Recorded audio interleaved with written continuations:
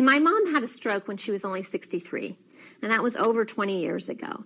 So when that happened, I can look back and see that there were pieces of caregiving and in terms of supporting my dad as he helped her. About 3 years ago, though, we kind of had one of those turning points where my dad has glaucoma. His vision was really impaired. His dementia was starting to get a bit worse, and we were concerned about him driving. That's when I moved from Washington out to Phoenix to be near them and to help and work with them. I, as a caregiver, am very isolated most of the time. So the people who I converse with online, my Facebook, my online support groups on AARP.org, those are the things that keep me going. But I do have to work.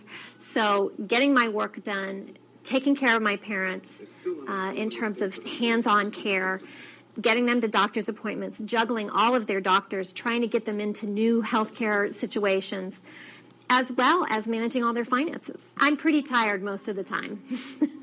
I'm not sure I ever get caught up and get fully rested because I'm juggling work. And I'm very fortunate that I have the ability to be an independent writer and consultant, and I have clients who get it.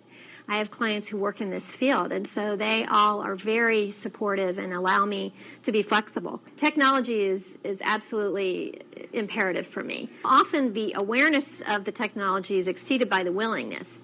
So 80% of those 65 plus are willing to use home safety devices and use those sorts of technology, but aren't aware of what's out there. So there is definitely a willingness. In fact, the majority are willing to give up a little bit of privacy in order to stay independent in their homes, if that's what it means in terms of using technology. There's a great deal of grief and loss that a caregiver experiences, and that I see as my parents change. One of my pet peeves is that sometimes people don't see my parents. It's as if they're invisible and they only talk to me. Doctors' offices, other healthcare professionals will do this a lot, and I see it happening a lot. Just because my parents aren't able to communicate quite as well or cognitively function quite the same way they used to, they're still people, and they're still my parents, and I will always respect them, and I would like others to do so as well.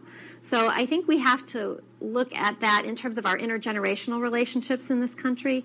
We need to know that as children are growing up, they need to know that older people are to be respected and loved and supported and not ignored.